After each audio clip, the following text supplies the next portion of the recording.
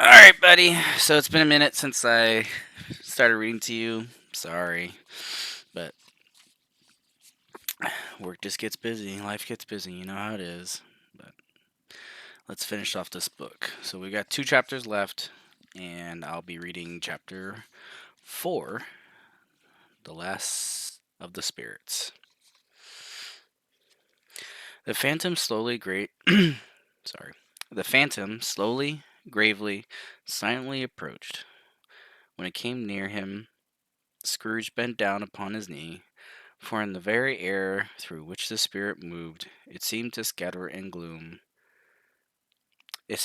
gloom and mystery. It was shrouded in a deep black garment, which concealed its head, its face, its form, and left nothing of its visible, save one outstretched hand. But for this, it would have been difficult to detach its figure from the night, and separate it from the darkness by which it was surrounded. He felt that it was tall and stately when it came beside him, and that its mysterious presence filled him with a solemn dread. He knew no more, for the spirit neither spoke nor moved. "I am the presence of the ghost of Christmas yet to come," said Scrooge. The spirit answered not, but pointed onward with its hand. "You are about to show me shadows of the things that have not happened. But what will but will happen in the time before us?" Scrooge pursued. "Is that so, spirit?" The upper portion of the garment was contracted for an instant in its folds, as if the spirit had inclined its head. That was the only answer he received. Although well used to ghostly company by this time, Scrooge feared the silent shape so much that his legs trembled beneath him, and he found that he could hardly stand when he prepared to follow it. The spirit paused a moment, as observing his condition and giving him time to recover. But Scrooge was all the worse for this. It thrilled him with a vague, uncertain horror to know that, behind the dusky shroud, there were ghostly eyes intently fixed upon him, while he, though he stretched, though he stretched his own to the utmost, could see nothing but a spectral hand and one great heap of black. "Ghost of the future!" he exclaimed, "I fear you more than any spectre I have seen.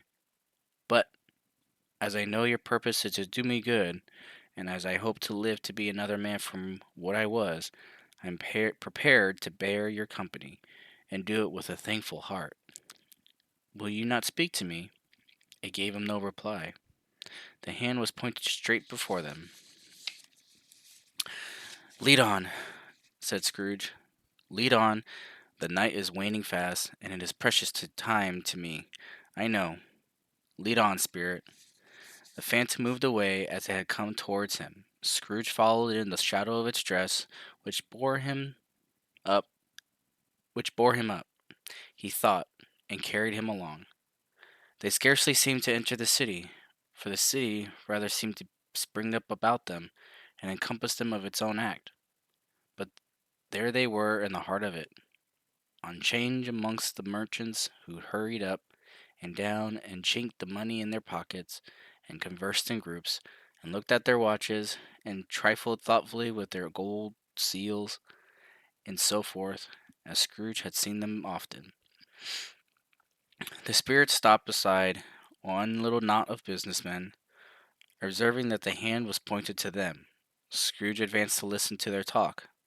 "No," said a great fat man with a monstrous chin. "I don't know much about it either way. I only know he's dead." "When did he die?" inquired another. "Last night, I believe." "Why, what was the matter with him?" asked a third, taking a vast quantity of snuff out of a very large snuff box. "I thought he'd never die." "God knows," said the first with a yawn. "What was What has he done with his money?" asked the red-faced gentleman with a pendulous excrescence on the end of his nose, that shook like the gills of a turkey-cock.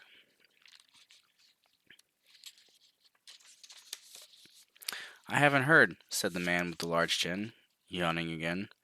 "Left it to his company, perhaps. He hasn't left it to me, that's all I know." This pleasantry, this pleasantry was received with a general laugh. It's likely to be a very cheap funeral, said the same speaker. For upon my life, I don't know of anybody to go to it. Suppose we make up a party and volunteer. I don't mind going if a lunch is provided, observed the gentleman with the excrescence on his nose. But I must be fed if I make one. Another laugh. Well, I am the most disinterested among you, after all, said the first speaker, for I have never for I never wear black gloves and I never eat lunch. But I'll offer to go if anybody else will. When I come to think of it, I'm not all sure that I wasn't his most particular friend, for we used to stop and speak whenever we met. Bye bye. Speakers and listeners strolled away and mixed with other groups. Scrooge knew the men and looked towards the spirit for an explanation. The phantom glided on into the street. Its finger pointed to two persons meeting. Scrooge listened again, thinking that the explanation might lie here. He knew these men, also perfectly. They were men of business, very wealthy, and of great importance. He had made a point always of standing well in their esteem, in a business point of view. That is, strictly in a business point of view. How are you? Said one. How are you? Returned the other. Well, said the first. Old Scratch has got his own at last, eh? So I am told, returned the second. Cold, isn't it? Seasonable for Christmas time. You're not a skater, I suppose. No, no. Something else to think of. Good morning. Not another word. That was their meeting, their conversation, and their parting. Scrooge was at first inclined to be surprised that the spirits should attach importance to conversations apparently so trivial, but feeling assured that they must have had some hidden purpose, he set himself to consider what it was likely to be. They could scarcely be supposed to have any bearing on the death of Jacob, his old partner, for that was past, and this ghost's province was the future. Nor could he think of anyone immediately connected with himself to whom he could apply them, but nothing doubting that to whomsoever they applied, they had some latent moral for his own improvement. He resolved to treasure up every word he heard, and everything he saw, and especially to observe the shadow of himself when it appeared, for he had an expectation that the conduct of his future self would give him the clue he missed, and would render the solution of these riddles easy. He looked about in that very place for his own image, but another man stood in his accustomed corner, and, though the clock pointed to his usual time of day for being there, he saw no likeness of himself. Among the multitudes that poured in through the porch, it gave him little surprise, however, for he had been resolving in his mind a change of life, and thought and hoped he saw his newborn resolutions carried out in this. Quiet and dark, beside him stood the phantom with his outstretched hand. When he roused himself from his thoughtful quest, he fancied from the turn of the hand, and its situation in reference to himself, that the unseen eyes were looking at him keenly. It made him shudder and feel very cold. They left the busy scene and went into an observance part of the town where Scrooge had never penetrated before, although he recognized its situation and its bad repute. The ways were foul and narrow, the shops and houses wretched, the people half naked, drunken, slipshod, ugly, alleys and archways, like so many cesspools, disgorged their offences of smell and dirt, and life upon the straggling streets, and the whole quarter reeked with crime and with filth and misery. Far in this den of infamous resorts, there was a low-browed, beetling shop below a penthouse roof, where iron, old rags, bottles, bones, and greasy offal were brought. Upon the floor within were piles of heaps of rusty keys, nails, chains, hinges, files, scales, weights, and refuse iron of all kinds. Secrets that few would like to scrutinize were bred and hidden in mountains of unseemly rags, masses of corrupted fat, and sepulchres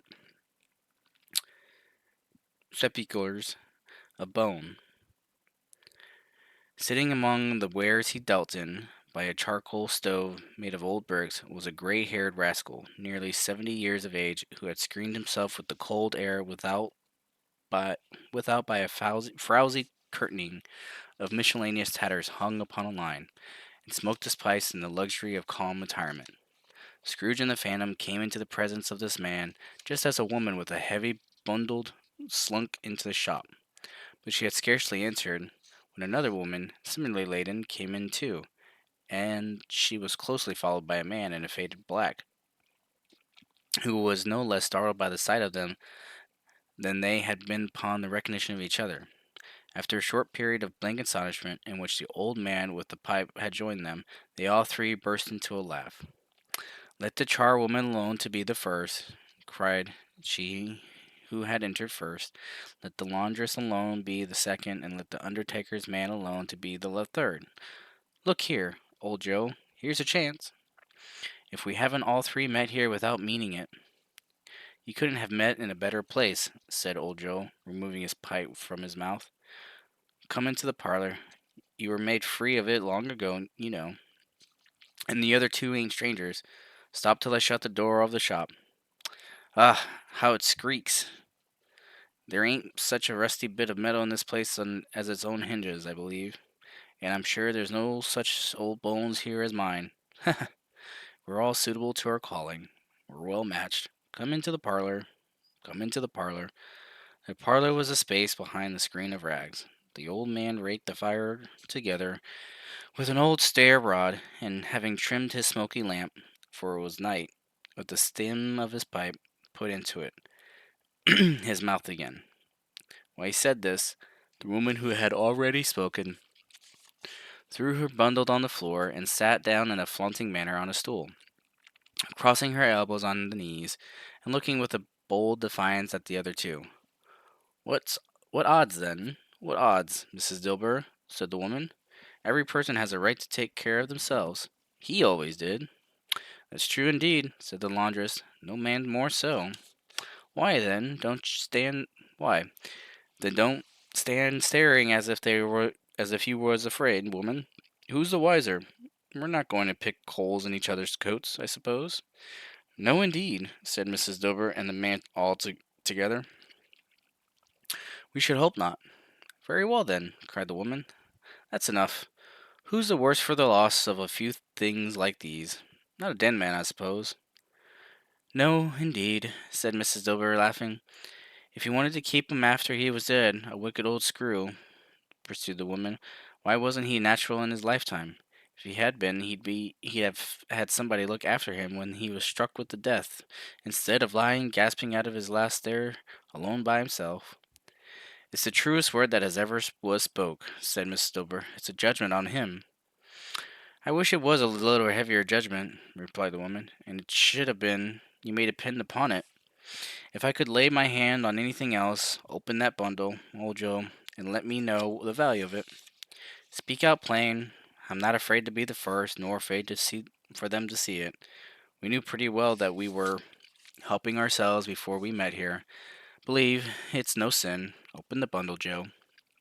But the gallantry of her friends would not allow of this, and the man in the faded black, mounting the breach first, produced his plunder. It was not extensive: a seal or two, a pencil case, a pair of sleeve buttons, and a brooch, of no great value, were all.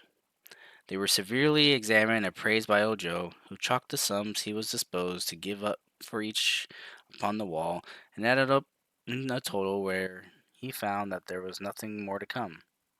"That's your account," said Joe, "and I wouldn't give another sixpence if I was to be boiled for not doing it. Who's next?" Mrs. Dilber was next. Sheets and towels, a little wearing appalled, two old-fashioned silver teaspoons, and a pair of sugar tongs, and a few boots.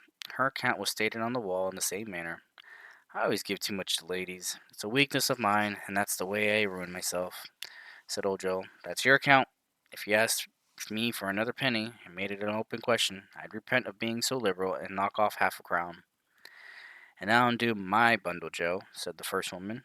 Joe went down on his knees for the greater convenience of opening it, and, having unfastened a great many knots, dragged out a large, heavy roll of some dark stuff.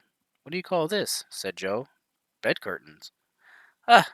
returned the woman, laughing and leaning forward with her crossed arms. "Bed curtains! You don't mean to say you took 'em down, rings and all, with 'em still lying there," said Joe. Yes, I do, replied the woman. Why not? You were born to make your fortune, said Joe, and you'll certainly do it. I certainly shan't hold my hand when I can't get anything in it by reaching it out. For the sake of such a man he was, I promise you, Joe, returned the woman coolly. Don't drop that oil upon the blankets now. His blankets? Asked Joe. Who else do you think? Replied the woman. He isn't likely to take cold without 'em, I dare say. Hope he didn't die of anything catching, eh? Said old Joe, stopping in his work and looking up. Don't you be afraid of that, returned the woman. I ain't so fond of his company that I'd loiter him for such things as he did. Ah, you may look through the shirt till your eyes ache, but you won't find a hole in it, nor a threadbare place. It's the best he had, and a fine one too. They'd have wasted it if it hadn't been for me. What do you call a wasting of it? Asked Joe. Putting it on him to be buried in it, to be sure, replied the woman with a laugh. Somebody was fool enough to do it, but I took it off again. If calico ain't good enough for such a purpose, it isn't good enough for anything. It's quite as becoming to the body. He can't look uglier than he did in that one. Scrooge listened to this dialogue in horror, as they sat grouped up about their spoil in the scanty light afforded. By the old man's lamp, he viewed them with a dissertation and disgust, and hardly been greater than have been greater though they had been obscene demons marketing the corpse itself. Ha ha! Laughed the same woman when the old Joe produced a flannel bag with money in it, told out their several gains upon the ground.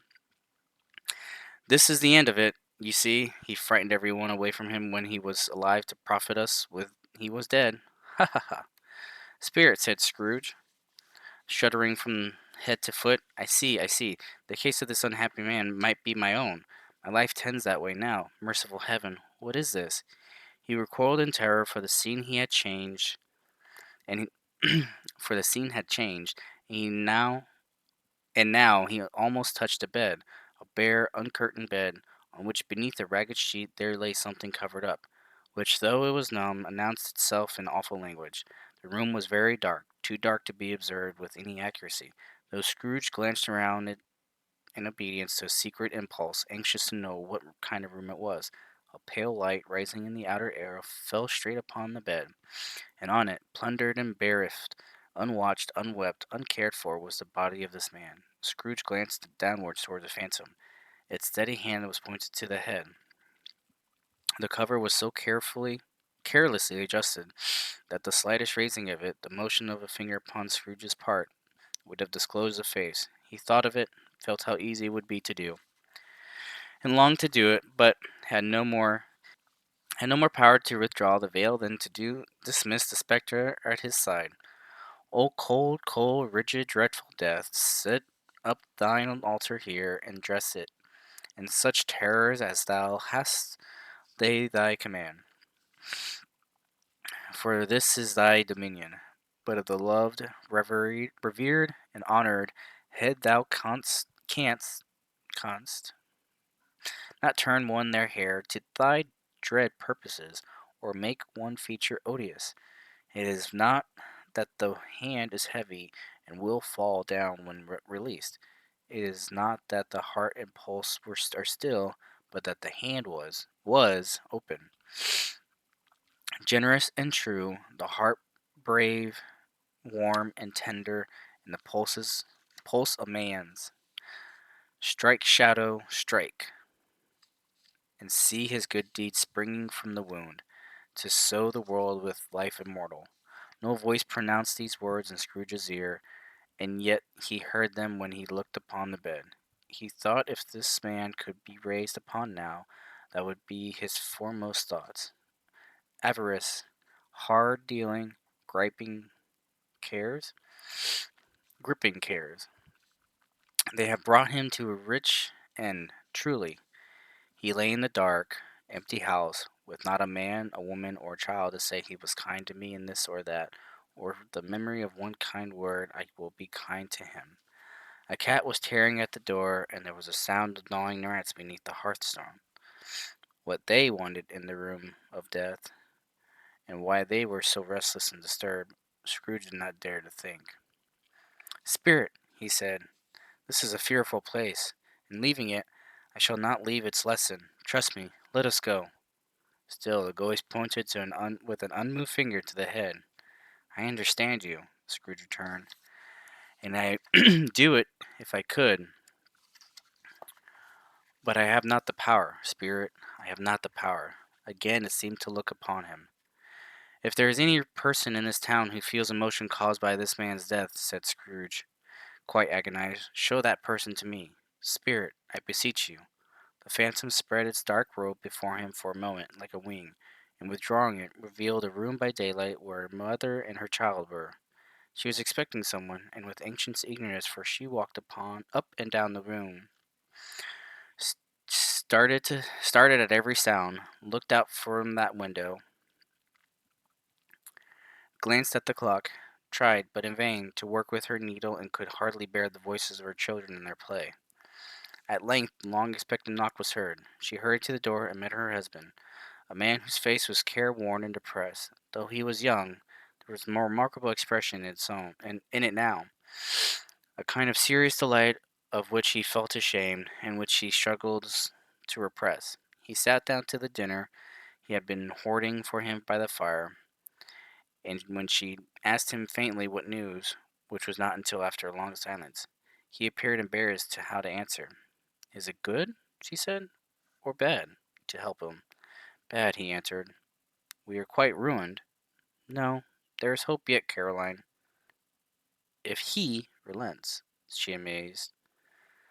There is. Nothing is past hope if such a miracle has happened. He is past relenting, said her husband. He is dead. She was mild and patient creature, if her face spoke truth, but she was thankful in her soul to hear it, and she said so with clasped hands. She prayed forgiveness the next moment and was sorry, but the first was emotion of heart. What the half what the half drunken woman whom I told you of last night said to me when I tried to see him obtain a week's delay, and what I thought was a mere excuse to avoid me, turns out to have been quite true. He was not only very ill, but dying then. To whom will our debt be transferred? I don't know. But before that time we shall be ready with the money, and even though we were not, it would be bad fortune indeed to find so merciless a creditor in his successor. We may sleep tonight with light hearts, Caroline.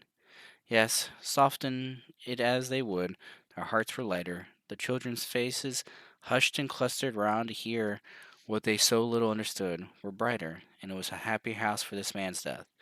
The only emotion that the ghost could show him, caused by the event, was one of pleasure.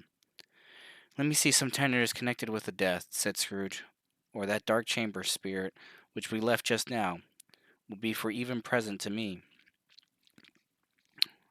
The ghost conducted him through several streets familiar to his feet, and, as they went along, Scrooge looked here and there to find himself, but nowhere was he to be seen.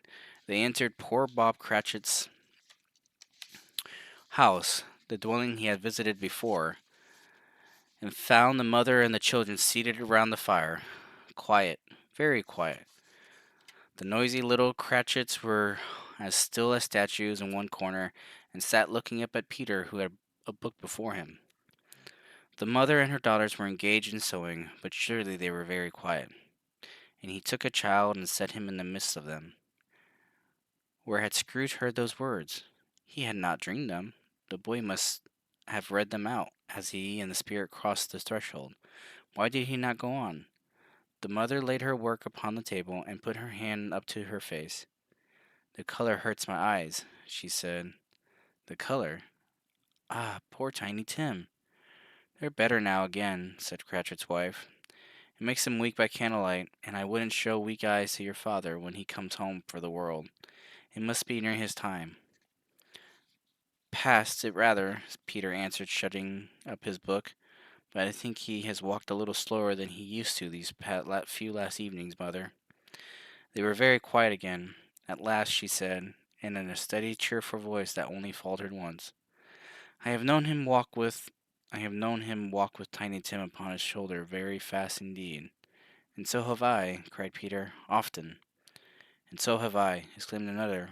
So had all. But he was very light to carry, she resumed, intent upon her work, and his father loved him so. That is was no trouble, no trouble. And there's your father at the door. She hurried out to meet him, and little Bob and his comforter. He had been he had need of it, poor fellow. Came in. His tea was ready for him on the hob, and they all tried who should help him to it most. Then the two young Cratchits got upon his knees and laid, each child, a little cheek against his face, as if they said, "Don't mind it, father. Don't be grieved." Bob was very cheerful with them, and spoke pleasantly to all the family. He looked at the work upon the table, and praised the industry and speed of Mrs. Cratchit and the girls. They would be done long before Sunday, he said. Sunday? You went to you went today, then, Robert? Said his wife. Yes, my dear,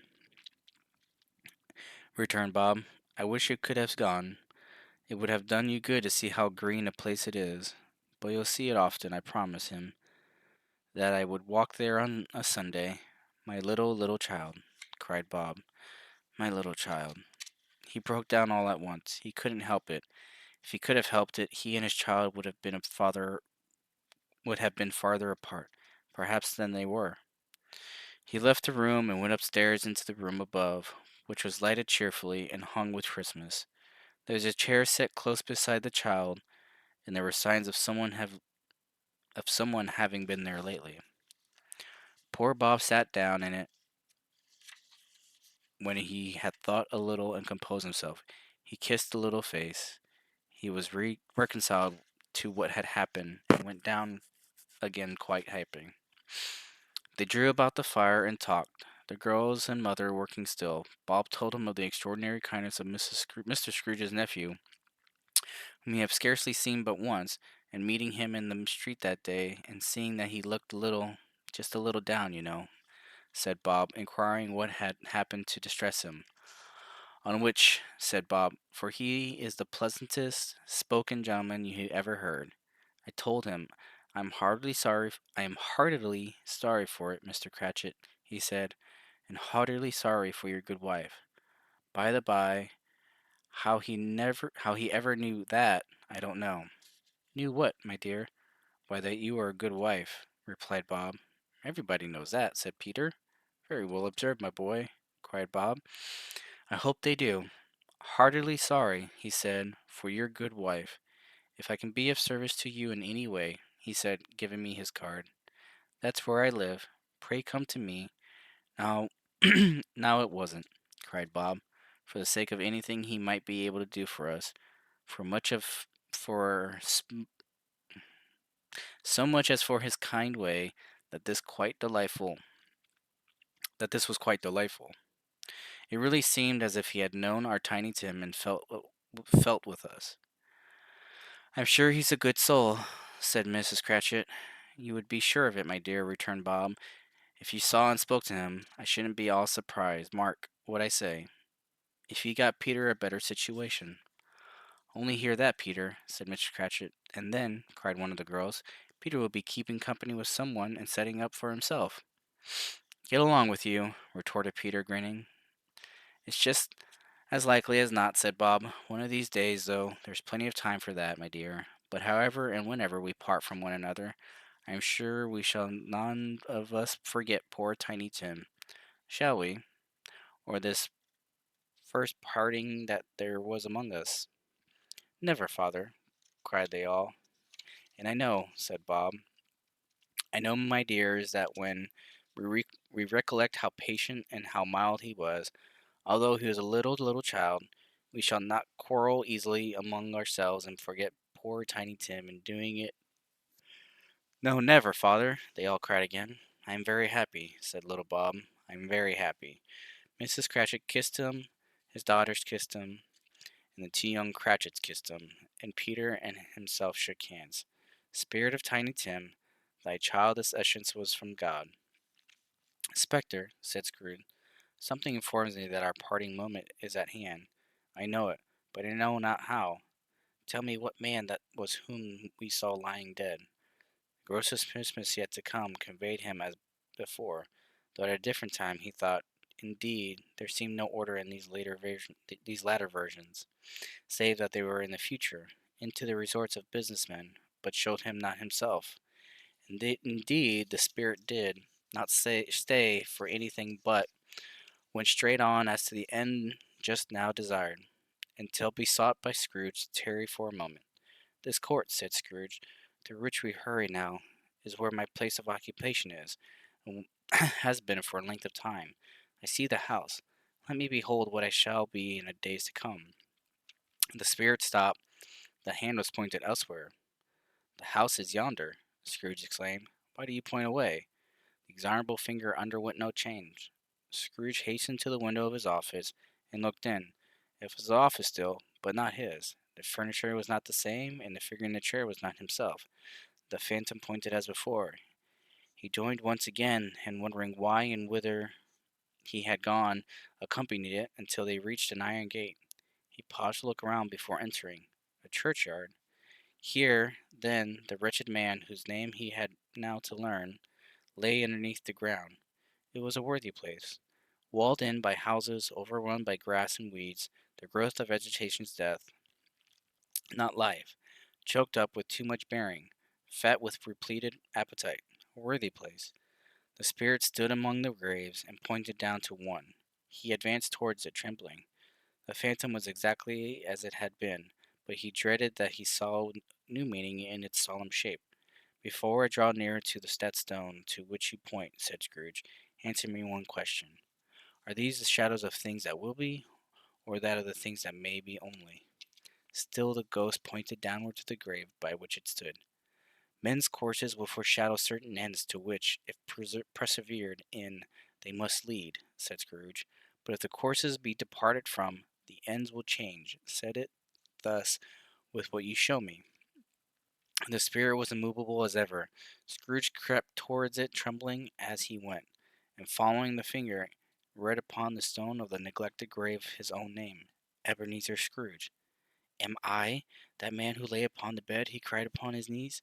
The finger pointed from the grave to him and back again. No, spirit. Oh, no, no.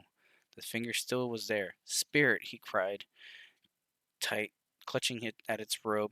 Hear me. I am not the man I was. I will not be the man I must have been but for this intercourse.